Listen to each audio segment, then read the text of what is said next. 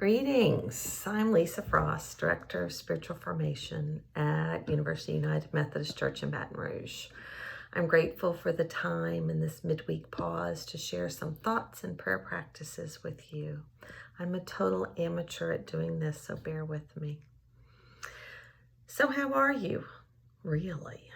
For some of us, these days at home have been restful and relaxing and spacious. For others, the days might have been filled with anxiety, fear, and boredom. I'm guessing we've all had all of those over these weeks, sometimes in the same hour.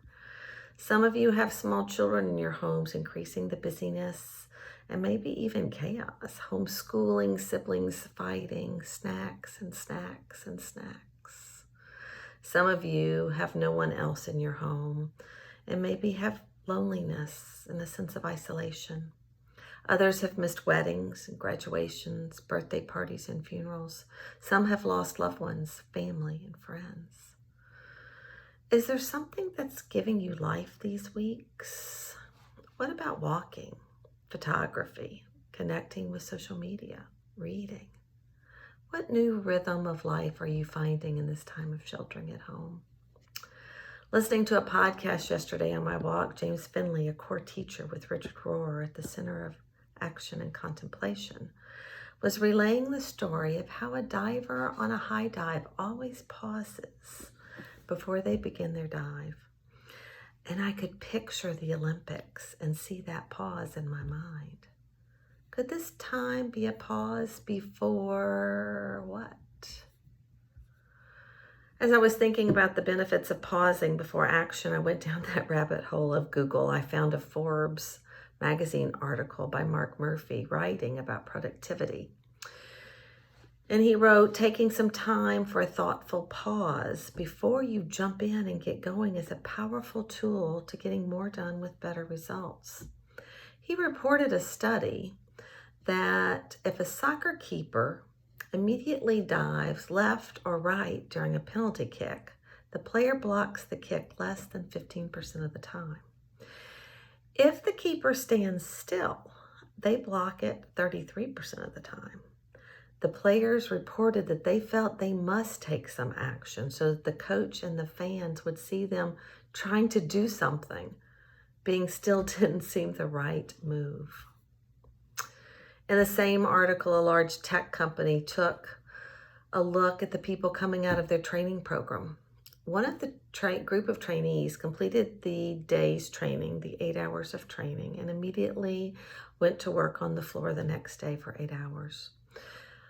A second group spent 7 hours training and then were given 15 minutes at the end of the day to reflect on what they'd learned when the study subjects were tested a month later. Those that were given the 15 minutes to pause and reflect scored 40% higher on that information than those who worked straight through the day. So I circle back around, and I guess one of my questions is, what are we going to find in this time of pausing from our normal daily rhythm, and what action or activities might come as a result of this time apart? In our Sunday worship last Sunday, Reverend Ali Young spoke about the psalm that includes the line, "Be still and know that I am God." I am reminded of this verse so often during this time at home. I tend to have a lot on my calendar, most of them really good things, but I think I get tangled into doing when being is a better choice. I think our silent retreat at the beginning of March really prepared me for this time apart. Be still and know that I am God. One of the things I'm enjoying in this time is reading snippets and quotes from some of my favorite writers that often arrive in my email inbox. Henri Nouwen is one of those. Nouwen was a Catholic priest, a theologian, a writer, and a student of psychology.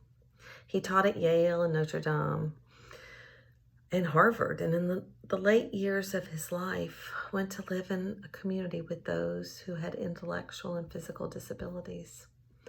I thought I would share some of his writing today that seems to speak to our time. Could we use some of our time to engage or re-engage in prayer? Here's some of Nouwen's words that might help us with this in our daily life. These are his words.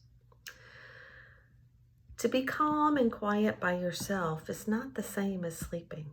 In fact, it means being fully awake and following with close attention every move going on inside of you. It requires the discipline to recognize the urge to get up and go as a temptation to look elsewhere for what is really close at hand. It offers the freedom to stroll through your own inner yard and rake up the leaves and clear the path so you can easily find the way to your heart. Perhaps there will be fear and uncertainty when you first come upon this unfamiliar terrain, but slowly and surely you will discover an order and a familiarity that deepens your longing to stay home with yourself. Is there a phrase in that writing that caught your attention? I'm going to read it again, and you can listen for a word or phrase that might spark this God-centered dialogue with you and for you. If you're able, you might even want to close your eyes and listen to it this time. To be calm and quiet by yourself is not the same as sleeping. In fact, it means being fully awake and following with close attention every move going on inside of you. It requires the discipline to recognize the urge to get up and go as a temptation to look elsewhere for what is really close at hand. It offers the freedom to stroll through your own inner yard and rake up the leaves and clear the path so you can easily find the way to your heart. Perhaps there will be fear and uncertainty when you first come upon this unfamiliar terrain, but slowly and surely you will discover an order and a familiarity that deepens your longing to stay home with yourself. I wish we were in the same room so I could hear the words that spoke to you. Maybe it was slowly, or unfamiliar terrain, inner yard, or discipline. Take a moment with your word and ask yourself, what's the invitation for me today with this word? You might want to journal with this or take the thoughts on your next walk. This practice of Lectio Divina can be used with any writing, traditionally with a verse or two of scripture. Perhaps this is a new practice for your days of sheltering. Prayer might be one of those hard things right now. It's okay if it is. As Nouwen writes, God is the one who dwells in us and surrounds us. Maybe for now, you can be still and know. So as I leave you today, I'd like to just give you this blessing, this Irish blessing that is familiar to many of us. May the road rise up to meet you. May the wind be always at your back. May the sun shine warm upon your face.